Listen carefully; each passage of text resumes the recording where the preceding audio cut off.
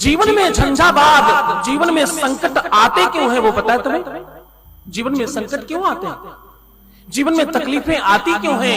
तुम ये बता देना मेरे बारे में वो बता देना, मेरा ये संकट खत्म हो जाए, मेरा बच्चा पढ़ने लगे, मेरे घर में बरकत हो जाए, मेरे घर में धन तो खूब आता है, बचता नहीं, कोई साधन बता देना। शिव महापुराण में ये सब तो तुम्हें मिलेगा ही मिलेगा। शिव महापुराण में और खास बात मिलने वाली है। तुम्हें संकट मिलते क्यों हैं उसका पूरा का पूरा समाधान होने वाला है। संकट जो जिस कारण से मिलते हैं वो कारण समाप्त होने वाला है। संकट क्यों मिलते हैं?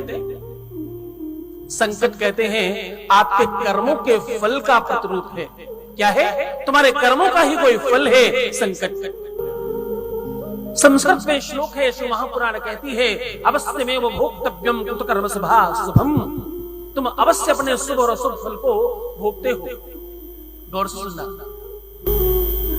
बाबा तुलसीदास कहते हैं, बोले काया से जे पातक होए, काया से जे पातक होए, बिनु भोगे छूटे नहीं कोई, छूटे नहीं कोई, बिनु भोगे छूटे नहीं कोई, काया से जे पातक होए, काया से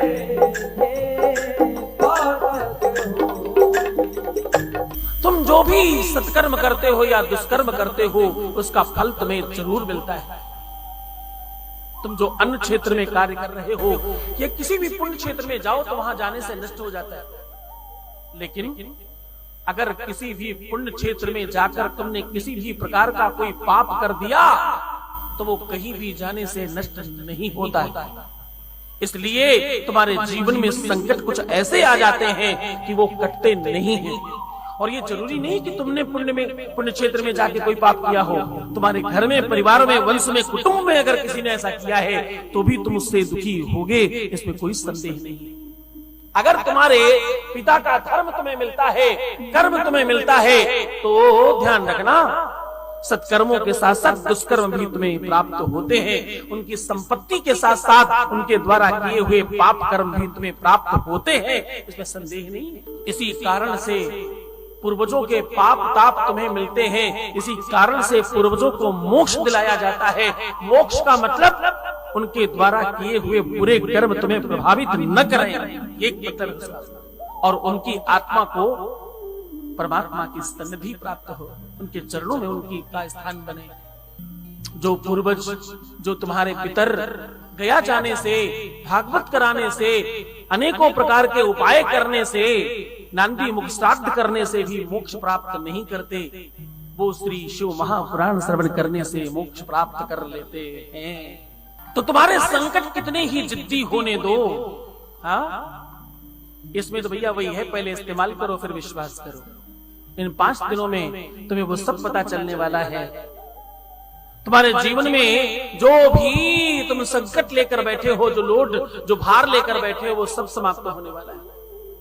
क्योंकि शिव महापुराण कहती है, अन्न क्षेत्रे कृतम पापम, अन्न क्षेत्रे कृतम पापम, पुण्य क्षेत्रे विनश्यति, लेकिन पुण्य क्षेत्रे कृतं पापम वज्रलेपो भविष्यति। पुण्य क्षेत्र में किया हुआ पाप वज्र के समान हो जाता है और वो केवल और केवल शिव महापुराण करने से समाप्त होता है। अब तुम कहोगे कि पता नहीं, मेरे पूर्वजों ने भले किया हो, मैंने कभी तीर्थ में कोई अपराध नहीं किया, तो मैं तुम्हारी आंखें खोलना चाहता हूं कि अपराध तो तुमसे भी हुए। तीर्थ क्षेत्र में जाकर जब तुम प्रसाद वाले को ज्ञान समझा रहे थे कि इसमें चीनी ज्यादा है, ये महंगा ज्यादा है, तो तुम वाणी से अपराध कर रहे थे। जब तुम फूल बेचने वाले को, सामग्री बेचने वाले को, वस्तु बेचने वाले को ज्ञान दे रहे थे कि बड़ा महंगा है, तो तुम अपराध कर रहे थे। और जब तुम तीर्थ में जाकर तीर्थ की बुराई करते हो, रोड सही नहीं है, यहाँ का माहौल सही नहीं है, यहाँ भीड़ ज्यादा है, यहाँ माहौल थोड़ा शासन प्रशासन का अच्छा होता तो ठीक रहता, ये जब भी तुम ये सब कुछ करते हो तो तुम अपराध कर रहे होते हो। शुभता में कमी निकालने वाले महापुरुषों, भगवान बनने से कुछ प्राप्त नहीं होगा, इंसान बनकर जमीन पर रहो, तुम्हें बहुत कुछ प्राप्त होगा।